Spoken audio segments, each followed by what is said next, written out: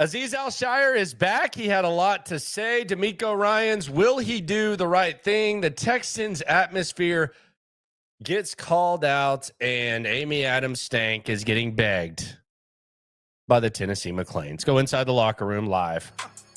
Yeah. Yeah. It's the locker room on YouTube. You know what it is. Let's get it. Hey. Locker room. Yeah, we in the locker room. Texas talk, yeah, you know what we about to do. Localize, every angle's what we really do. We the source, we the pulse of the city too. Landlocked. All right, it is the locker room, number one source for Texans digital content. I am Landry Locker. I am back here in the studio. It feels so good. Happy New Year to all. Hope you had a good year. This was the best year of my life, and I anticipate saying that again 365 days from now. You people, and I do mean you people, we're part of that for sure, with the expansion of the channel and SNL with myself and Cody Stutes. Doing this is awesome. It was awesome being on the radio, and it's even better in the digital game, especially with the state of radio. My goodness. This is brought to you by BetUS. Go to BetUS, put in the promo code YouTube150, and you'll get 150% bonus up to $2,000. Did pretty good today. In that regard, took Texas at the half, did not take them for the game, so that was a good thing there. Let's get right into the Azeez Al-Shaair first words. Cody Stutes was on the scene.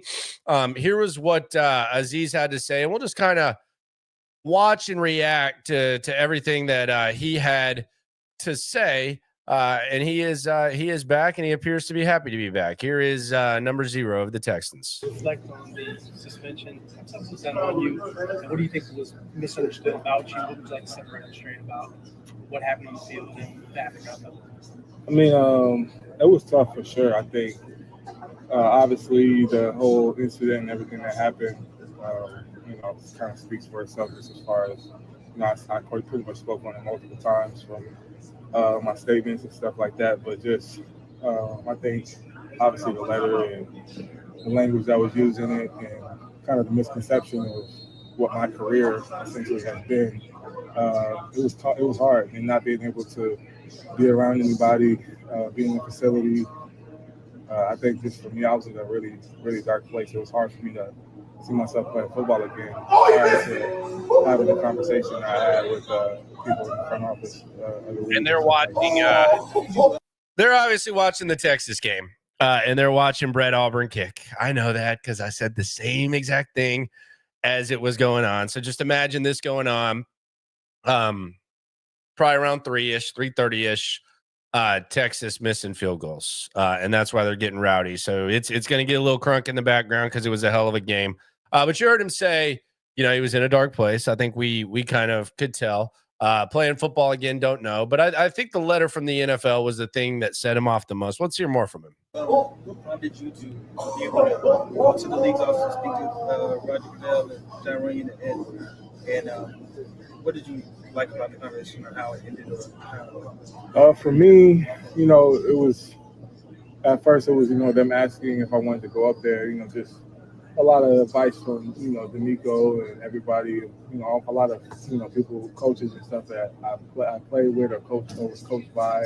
Just advice that I got to maybe go up there and talk to them. And at first I was against it just because for me, if me going up there was about me trying to prove that I'm a good person or me trying to prove that, I'm not a dirty player, I feel like I had no reason to go up there because I know who I am and they know who I am if you watch the tape, which, that's their job, obviously. And I think when I went up there, it was more for me to get clarity on why they said what they said, because anybody that's known me or anybody who's actually watched the tape on me, you pull in, 3 clips from over 3,000 snaps, 6 years worth of my work. It just didn't make sense.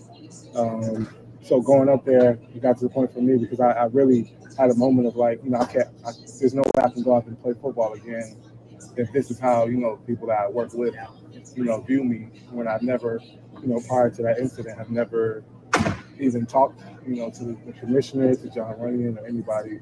So that's kind of what made me just be like, if I want to move forward, and continue my career, I need to have this conversation. So just went and decided to go up there, met with everybody, and it was a real transparent conversation. And I think that's what's really crazy is that this is the first time that he's talking to him, and they had all that stuff to say. That was one of the weirder things for me, is that the first time he's talking to him with all those strong opinions was at this meeting. And I think getting that clarity from them of like, hey, like, we don't see you as this player. This isn't the person that you are. Like, the I guess what cleared the air was, when he was writing up the statement, he spoke on how he was just watching me pull away from D'Amico, watching me go over there and take my helmet off after I got ejected.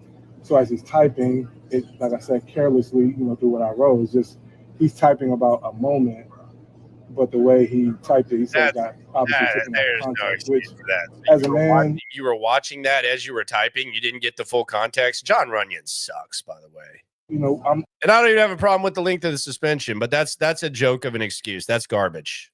I clearly made a mistake. The reason why he typed something which ended up being taken out of context as a mistake is because I did something that was obviously not right. See, and this is good accountability by Azeez, but that's garbage by John Runyon. You're an NFL exec. You're saying because you were watching tape as you were typing, you should have watched the tape and then typed. That was weird, and you never talked to him. That's strange. Taking my helmet off and me starting, another brawl or whatever you want to call it, that wasn't right. Everything prior to that, I stand on the fact that I never tried to hurt him. I literally was quick decision. Somebody told me the analytics, that was Trevor Lawrence's first slide all season long, which is crazy. Like I played against him for multiple years, never had a problem, anything like that. So when that happened, all of that is just me playing the game, learning that, hey, by rule, if I hit him in the head, then that's a penalty. I can take that. Ejection, fine, I'm cool with that. Suspension, whether I like it or not, it's fine. They have the right to do all those things per the rules, which is what they explained to me, and I can respect that. But I think, just like I said, things that were said didn't match my career. Things about being warned multiple times and repeatedly, violate all these things that weren't true. So I think just getting that clarity from them as far as like what, Runyon was thinking and where his head was at, I could respect somebody looking me in the face saying, hey, this is what I meant. His head was up his ass is where it was. It was up his ass. It was wrong. You can acknowledge, okay, this part was taken out of context. I can express how I felt, and we can move on. I think that's kind of where I'm at. I feel like a lot of times people rush to, I had every opportunity to do the same thing that I felt like was done to me. I saw a player, John Runyon, spearing a guy through the sky. I've never watched him play. That was the first play I ever seen, and I can make any assumption out of that I want. But I don't know him as a person. I've never talked to him. So if I went and said something about him on Twitter, the same way he said something about me without ever talking to me or meeting me, I would be no better. So I think, and this is something that we talked about and conversated, and it was understood like, hey, I respect you. I got a lot of respect for him. He had a lot of respect for me. Same thing with the commissioner, Troy Vincent. I just appreciated the transparency from our conversation and being able to leave that knowing that, hey, one of the comments was, 99.3% of the time I play the game the right way. And that's the thing that we've said for a while. On the Swarm in the Super Chat, good old Charles. You ain't never hate. Swarm. Happy New Year to you. Glad to see Al-Shaair back. It always seemed like we have been under the NFL radar. Yeah, I don't know if they've been under. This was just a weird situation. And again, I got some criticism. I have no problem with even the 3-game suspension. I thought the hit was dirty, but I think it's a tough situation to be in. And I think you're asked to avoid dirty hits that are sometimes impossible to avoid. But the John Runyon thing was always the biggest issue. And I think Al-Shaair's hand on this. And this is why when people were saying free Azeez or the villain and all that, I never bought into, and I was always hesitant to really buy into him being some sort of villain and some sort of bad guy. And he's saying he was in a dark place and stuff. So I think we're kind of going to get a little bit more of a grasp of what kind of dude he is, because that's just not really him. Let's hear more from him. 0.7% of the time, which, I'll take a 99% track record, but still at the same time, they're trying to keep the game safe, and I respect that. So plays like what happened, 100% you try to avoid, and I just think it's a learning moment for me to try to like slow up when I see a quarterback come in and just give them a little bit more grace, I guess, than I would give somebody else. You said that you were in a dark place and you questioned if you could play football again. Wondered how were you able to get out of that, and who was able to help you since you couldn't be here? You couldn't talk to your teammates and coaches. Yeah, that's why I said it was really just.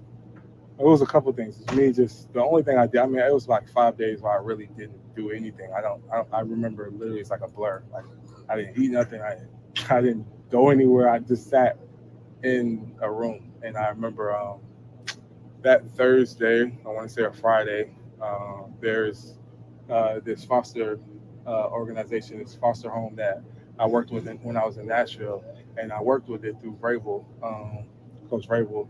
And they last year they had their party that I attended and went to, and got to see all these kids. And they had messaged me that Thursday or Friday morning, and just like gave me words of encouragement, saying they were thinking about me. The kids miss you, and I got so many different messages like that.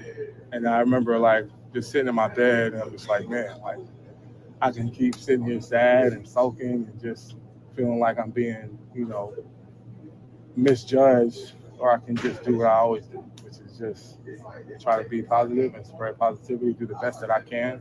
And so I remember like got up, got that text message, and just got on the flight to Nashville. And I went up there, that morning, and was able to go to the event later on that day. The event ended up being that day, surprising the kids, and I actually got to see Vrabel and his family too. So it was just good, I try to put my energy around good people that needed help, because seeing those kids and seeing their face light up, like I had so many people saying so many negative things, and to see people that were happy to see me and were happy about my presence, I think that's what kind of like snapped me back to like, hey, like regardless of what's being said, you know who you are, and just lean into that. And I think that's what I did. So just kind of like from there, just crawling myself out of this place where like the things that you can think when somebody says they're in a dark place, as dark as you can go, is where I was, truthfully.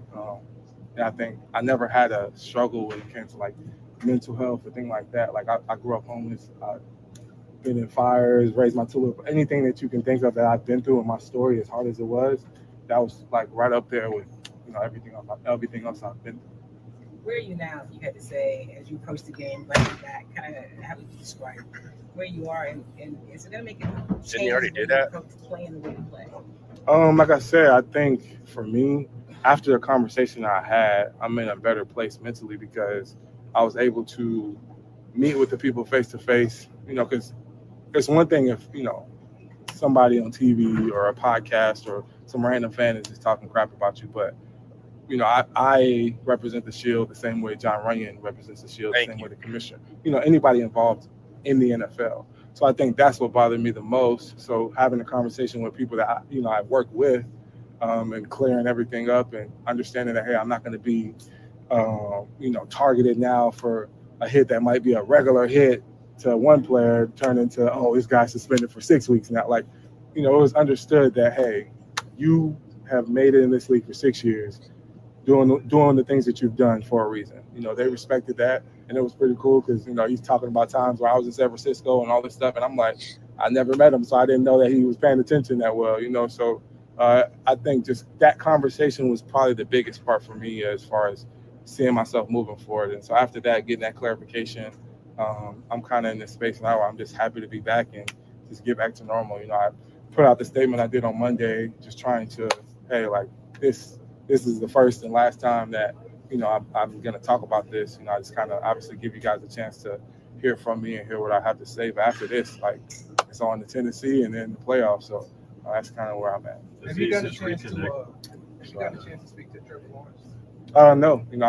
I sent out what I said the first time with the apology, and I meant that. At the end of the day, what I did. The team wasn't allowed to by the NFL. That wasn't the team decision where he couldn't talk to him. I'm sure his teammates hit him up, but let's be honest. It was literally just playing football. Now, again, it was aggressive, 100%.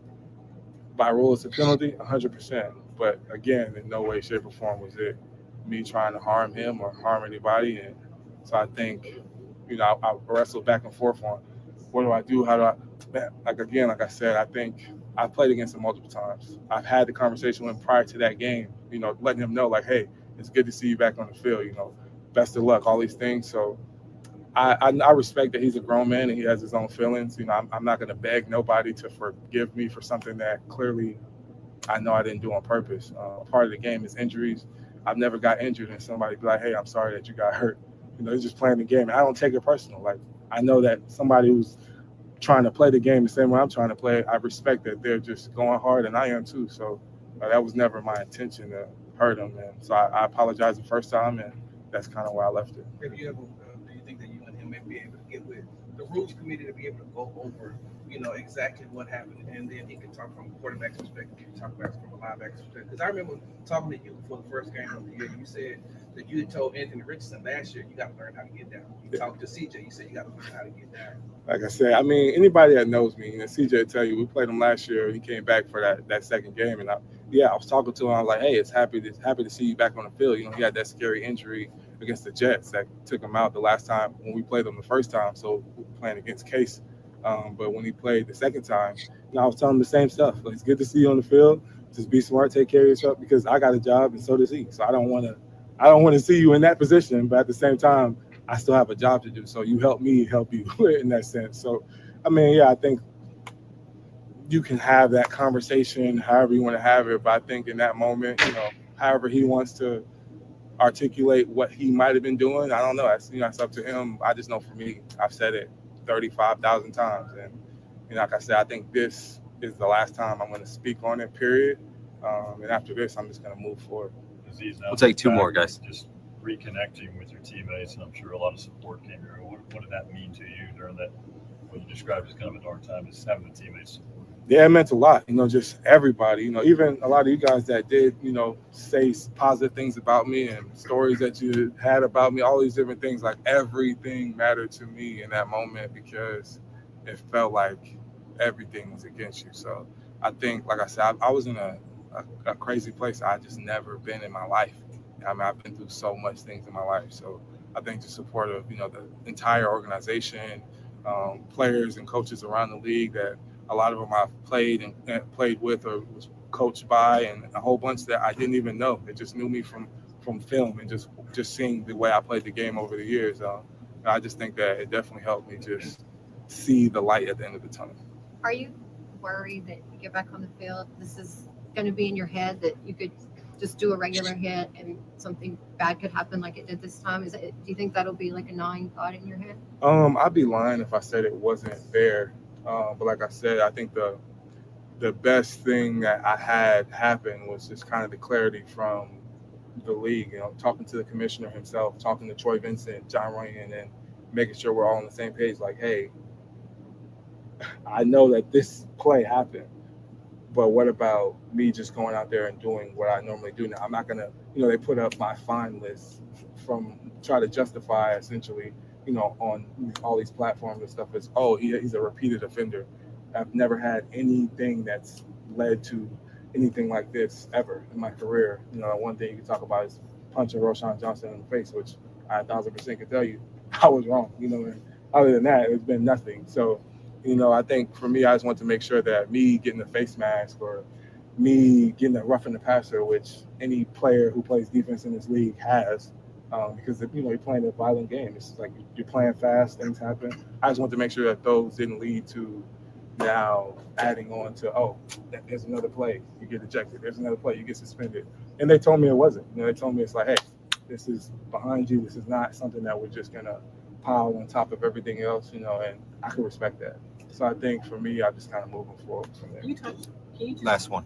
Can you talk about just getting back to the game, what you've seen from your team, kind of moving forward, what the struggles that the team has had, and how you can be back and be a part of that now? Yeah, I'm just happy to be back with the guys. I think for me, good, bad, or indifferent, like obviously, the last time we were on the field on Christmas Day was not, the best outing. So I think nobody had a good taste in their mouth. I didn't play, and I felt like I didn't want to show my face, so I can only imagine, as a player, how I felt. It was embarrassing, and I'm sure everybody's already spoken on that. We all talked about it, and it's a new week. And one thing about this league is if you get beat once, you better not let it beat you twice. You got to turn the page, and you got to read the page first before you turn it. And that's kind of what we did on Monday, and, was real about what happened.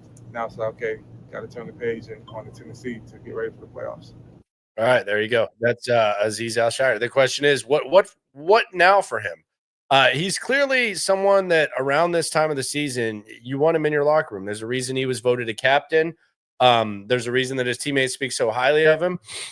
With no Jimmy Ward and no Jalen Petrie, you're probably going to be running perhaps more traditional defense.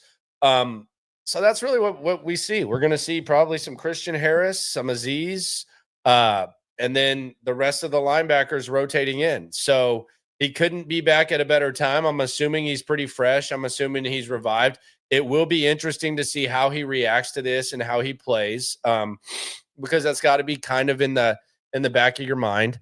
The John Runyon thing was always really ridiculous. I never really quite grasped or understood what the hell was going on there. But I mean, I think we're not really going to get a grasp of the impact he's gonna make until next Saturday, whenever they play in the playoffs, Sunday, Monday, whenever they play.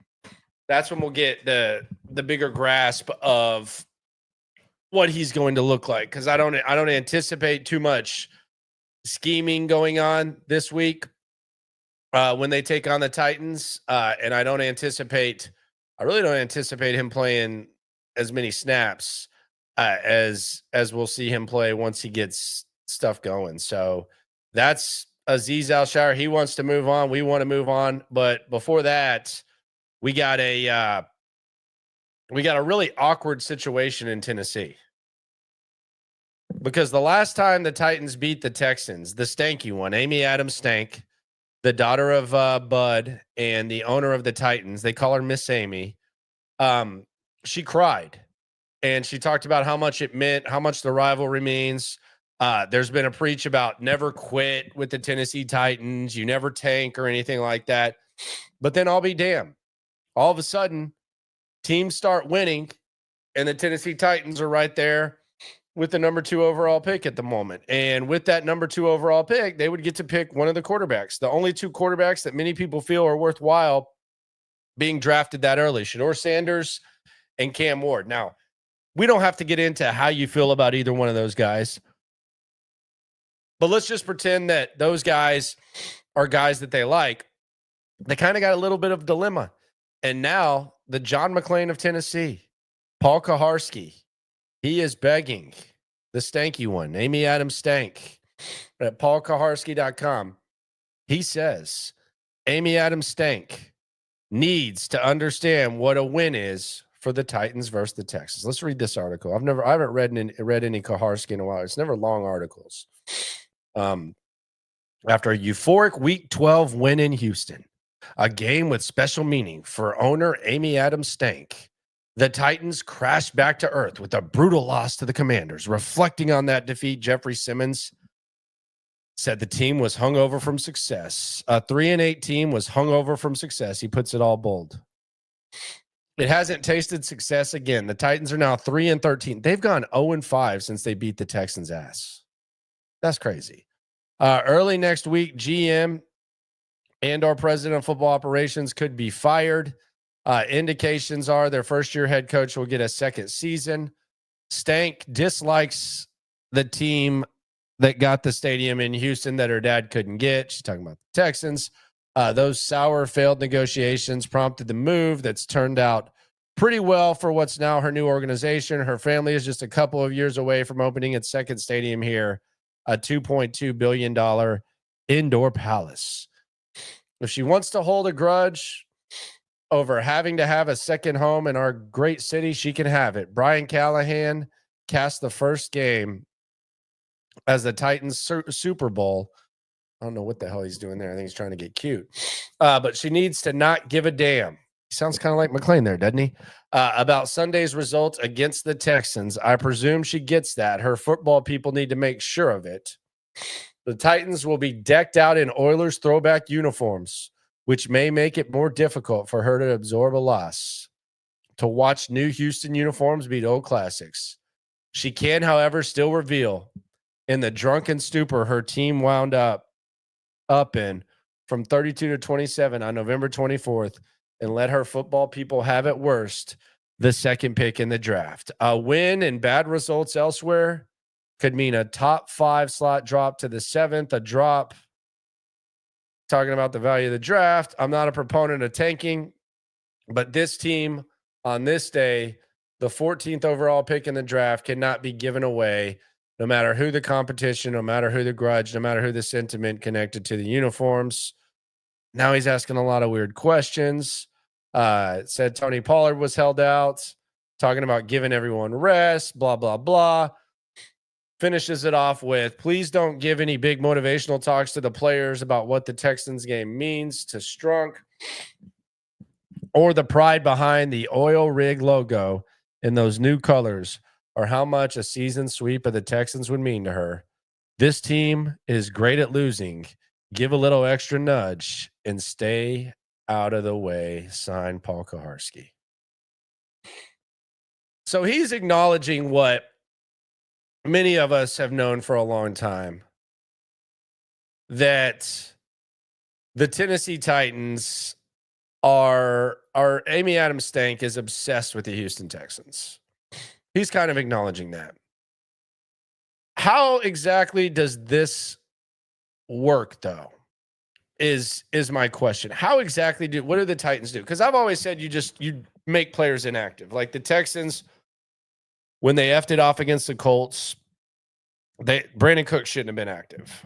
Like he shouldn't have been active because he wanted a trade. You don't want him to get injured. That was an easy one. He was arguably the best player on the field that day. So you probably should have had him inactive. I just don't get how Amy Adams Stank can go from this means everything to we never quit to this. It's an interesting dilemma to be in. We kind of lived it with the Colts. And I hear some people say, well, thank God for Lovie Smith. Not really. Because if you thought that CJ Stroud was that much better, then you still want the number 1 overall pick. Who knows what Bryce Young would have ended up being. I thought he was going to be good. He hadn't been that good lately. But, yeah, I mean, you always want to get the number 1 overall pick. Now, it's a different situation for Callahan because Callahan's actually going to be there to make that pick. So it might be easier to get him on board. But what does that mean? Do you play Gosh Allen, a.k.a. Will Levis? Texans hopefully aren't going to be playing their own guys, which we'll get to in a second. First, though, let's get into some money with BetUS. Promo code YouTube150 if you want to partake. We use the YouTube 150 bonus, and right now we are at about $3,600 from putting in about $1,400 or $1,200 with the bonus. So we're doing pretty good. And we are going to make some bets. We're going to take a close look at this Texans line. Let me pull this up here, the account. You can see that right there. 3,178. We have some prop bets, probably like a few hun. And we have this Texans line here with the Titans, which is up. Right now, it's a pick 'em. The Houston Texans are a pick 'em. The over-under is 38. I really don't want to wager on this game. I really don't want to wager on this game. No one wants to win. So let's just go ahead and hit the under. And let's do that for a Bill 10. 110 to win 100. Let's place that bet under 38. And then let's go down to some college football. We had the Georgia Notre Dame game postponed. I'm going to take the Georgia over point total 21.5. We're actually going to go 240 for that. 240 to win 2 dubs, 2 bennies. We're going to confirm that. And then we're going to go to the Ole Miss game. We're going to take the over. It's fun to end the night rooting for the over. So we're going to put 110 to win. I'm gambling a lot, aren't I? Is this too much? Should I have made a New Year's resolution not to gamble so much? How much action we got now? 4? I'm just looking at the account. And then Ohio State, Texas. This is going to hurt me. You know, I'm the biggest Texas fan in the world. I'm taking Ohio State, $110. I'm not even hesitating there. If I lose 100, it'll be the best 100 I lost. Texas ain't competing with that team. Before that goes up to 7, I'm taking the Buckeyes. Sorry, I ain't sorry. Bet US, YouTube, 150, 150% bonus. So you put $20 in, you're going to get 45 in the account. That's just how I'm rolling. Sorry, not sorry for that Texas thing. I'm sorry. They should have lost today. They almost tricked that one away. So that's where that is. Boom, boom, boom. I want to get into something that ESPN put out in a sec. But first, I asked the question before the gambling. Man, I've been traveling a lot, getting a little under the weather, just getting over. You know, like when you travel a lot, I might not leave the city ever again, honestly. Unless I get an opportunity to be on the #1 sports station of all time. That was fun. But man, I hate traveling. The holidays, it kind of wears you out. Will D'Amico do the right thing? Just like Paul Kaharski's talking about, there's nothing to accomplish for the Titans winning this game. There's the Texans. If it's bad for the Titans, it's good for the Texans. So don't do them any favors by playing your guys and making it easy for them to lose. Don't do that. Play your backups. Furthermore, you're going to have a playoff game in a week. Joe Mixon's gotten banged up this year. Nico Collins has gotten banged up this year. You have no chance in hell with this raggedy-ass offense. And with those guys, it's still kind of a raggedy-ass offense. But without them, you have no chance to do anything offensively. No guarantee that you will with them. And we'll talk to Bobby Slowick tomorrow. We'll hear what he's got to say. But those guys can win you a playoff game with individual performances, and they've both been banged up. Rest them. CJ Stroud came out, much to the dismay of your boy, and he said, I'm banged up. That's why I'm not making plays, because I'm banged up. Sit his ass out too. Davis Mills, we disrespected you last year, and we let Case Keenum go out there and win in Nashville.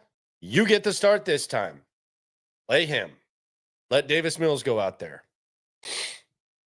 Derek Stingley, you have had an all-pro caliber year. Before this season,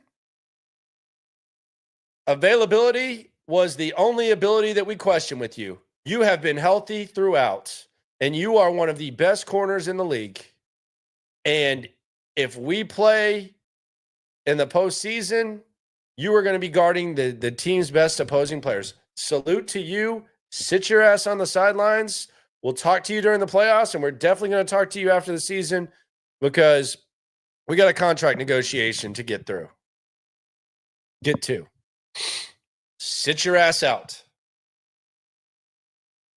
Will Anderson, you've been the best player this year from the 2023 draft class. You've played better than CJ Stroud. Some people are saying that CJ Stroud is having a sophomore slump. You have not. You have played at an elite level. You were the player of the month. But you know what happened after you were player of the month? You got banged up and you got hurt. And you've been playing hurt for a long, long time. There's been a scary moment. One of the scariest moments this year. I'll never forget how it felt. And I think y'all probably remember this. New York Jets, Will Anderson goes down. It looks bad. Man, it looks bad. Say it ain't so. Please tell me that Will Anderson ain't going to be hurt. He got up, went to the sidelines, was hobbled. He's been banged up since, but still playing at a high level. Will Anderson, sit your ass on the sidelines. You can sit out too, my friend. Christian Harris, maybe you play a series or two, but we're finally seeing you play a little bit. You sit on the sidelines. So Nico Collins, Joe Mixon, CJ Stroud,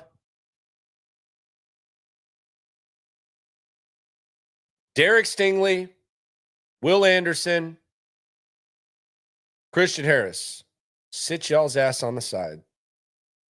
Kamari Lassiter, you got banged up. You play too hard. Sit your ass on the side. There's no payoff for this hardo stuff. And I keep hearing like when it gets laid out, it's like the positive like thing.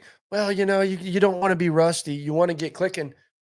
This offense could go out there and go 6 straight possessions without scoring. Like, is there a guarantee this offense goes out there and looks sharp? Just get ready for the next game and get them healthy. We've seen Joe Mixon and Nico Collins and CJ Stroud overcome this raggedy ass scheme, this schematic nightmare that we're in with Bobby Slowick. Sit these guys on the damn sidelines. Daniil Hunter, what about him? Sit your ass down too. Everybody. Elevate the whole practice squad.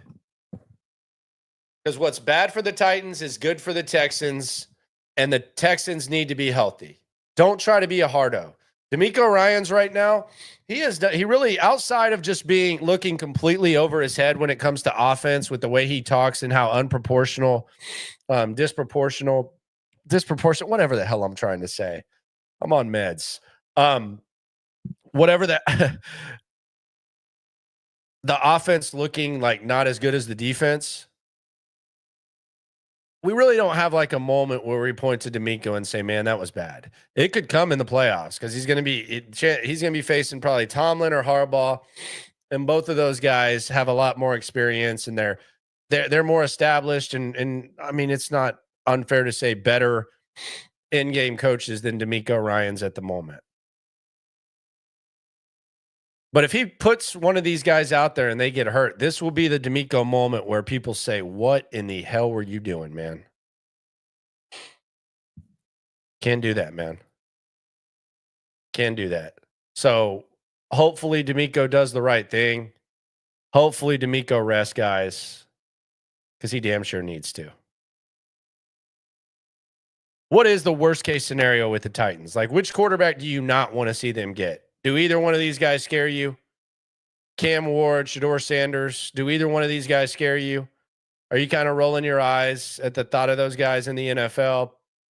Where are you at on that? Is there any scenario where you're saying, dang, I do not want to see that guy in Tennessee? I'm not high on either one of these guys, but hey, quarterbacks have made fools of us all, and they've damn sure made fools of me the last couple of years. Not scared of either one, but who knows? I want to end this one, and I can't wait till we get in playoff mode, and we're not talking about a meaningless game. We can kind of get a little bit more into things, but the Texans atmosphere and the atmosphere of the division as a whole. It got called out. It got called out on ESPN. So ESPN had 111 NFL players ranked the toughest places to play. Kansas City was the top, Seattle, Minnesota. We've seen that. And then we go to the AFC South and just read this right here.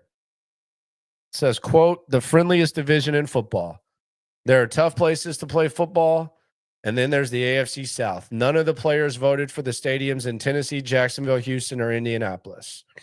Since 2021, visiting teams have a .563 winning percentage against AFC South teams, the highest for any division, according to ESPN research. In contrast, the AFC North has been the hardest division to play with a .387 winning percentage for visiting opponents. They got some good teams, though.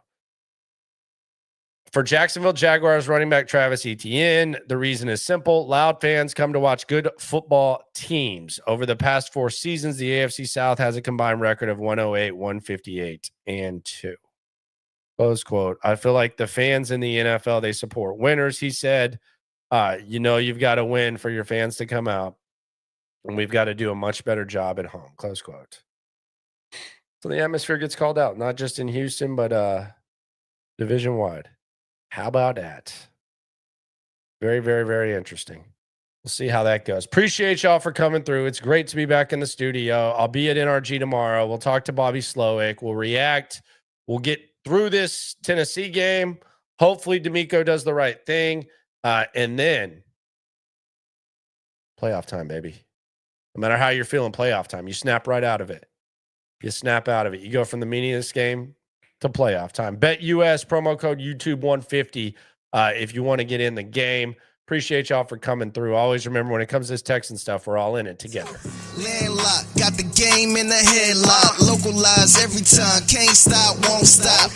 Yeah, we top 2 and we not too. Plugged in daily digital on YouTube. We got taste for days.